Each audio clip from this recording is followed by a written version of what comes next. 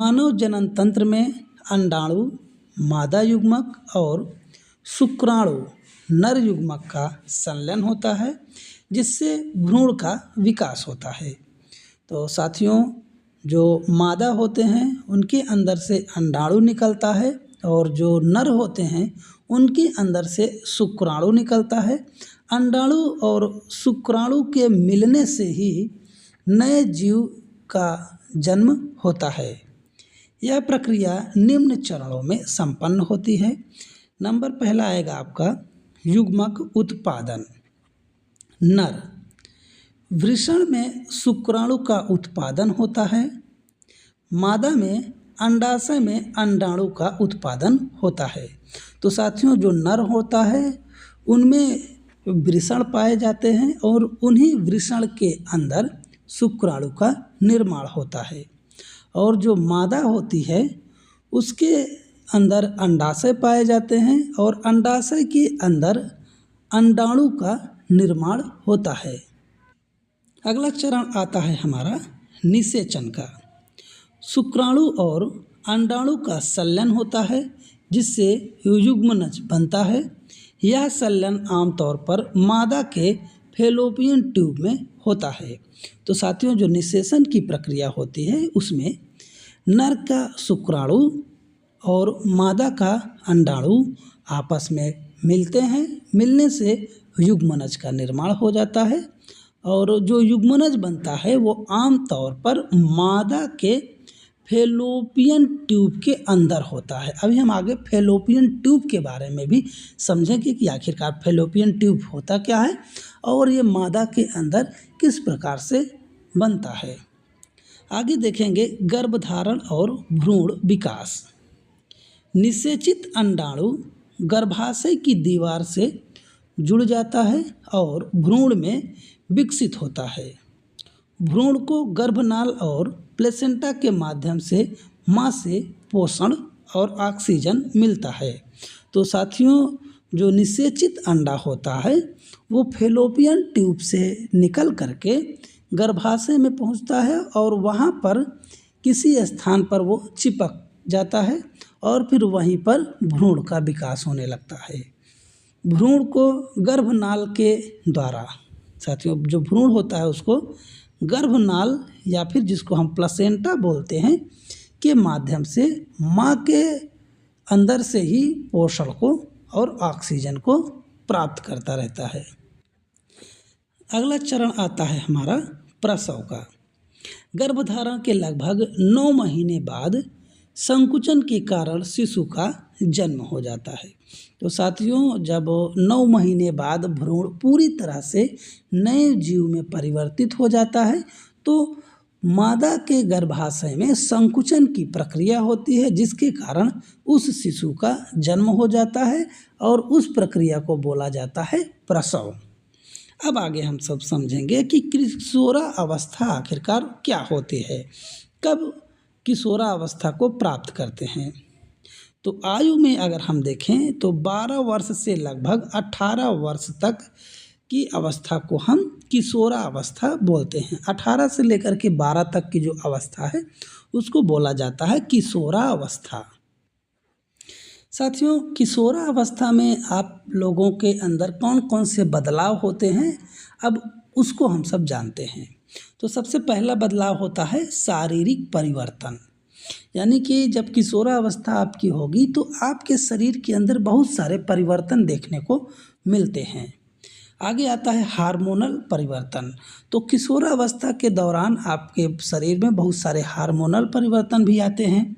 भावनात्मक उतार चढ़ाव होने लगता है, पहचान की खोज होने लगती है और सामाजिक दबावों का सामना भी आप लोगों को करना पड़ता है। अब समझते हैं कि यौवनारंभ क्या होता है।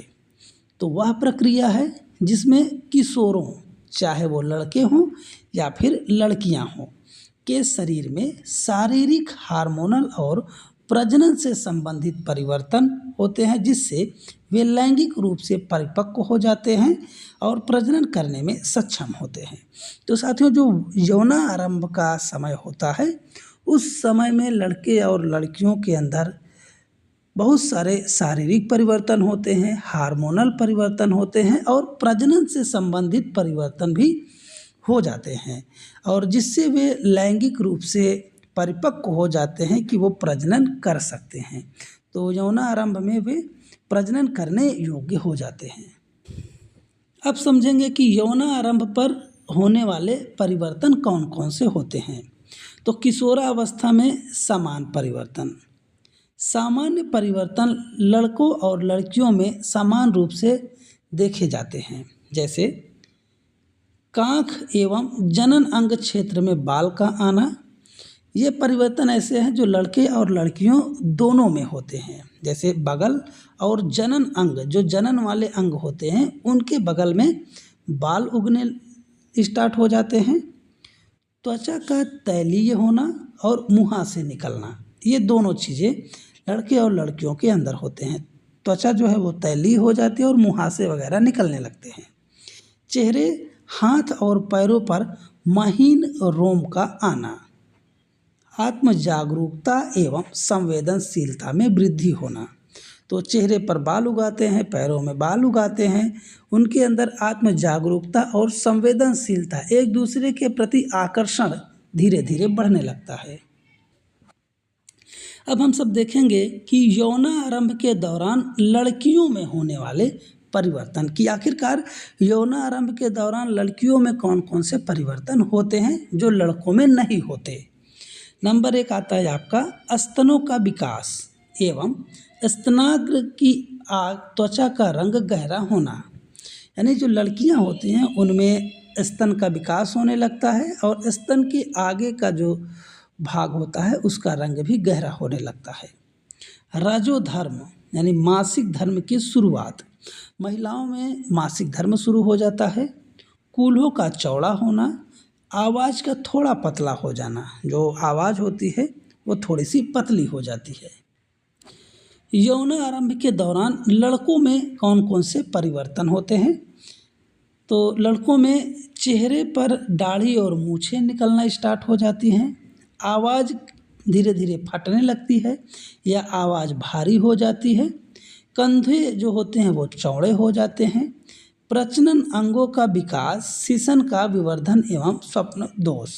तो प्रजनन अंग जो होते हैं वो धीरे धीरे बड़े होने लगते हैं, उनको स्वप्न दोष भी आने लगते हैं।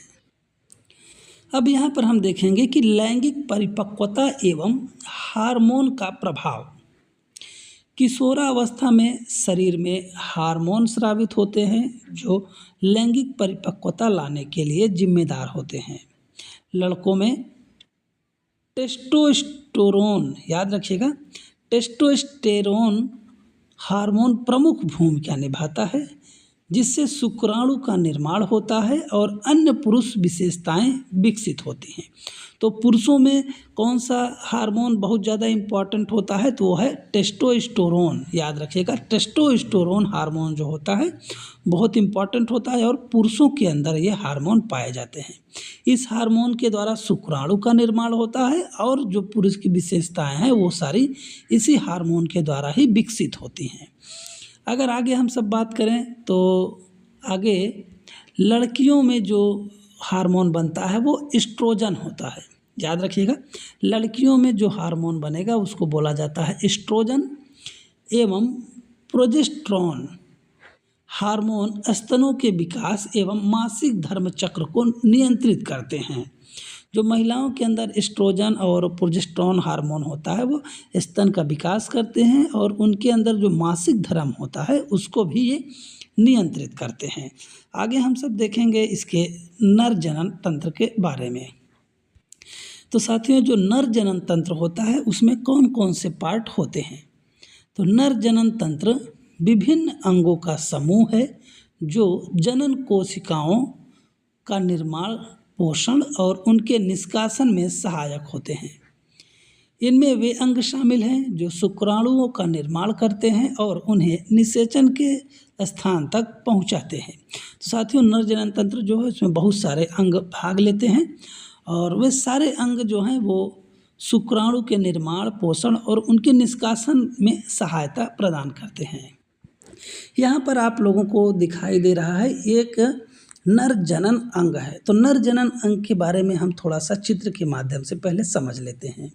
तो यहाँ पर आप लोग देख सकते हैं मूत्राशय है, इसको बोला जाता है मूत्राशय, जहाँ पर वो मूत्र एकत्र होता है।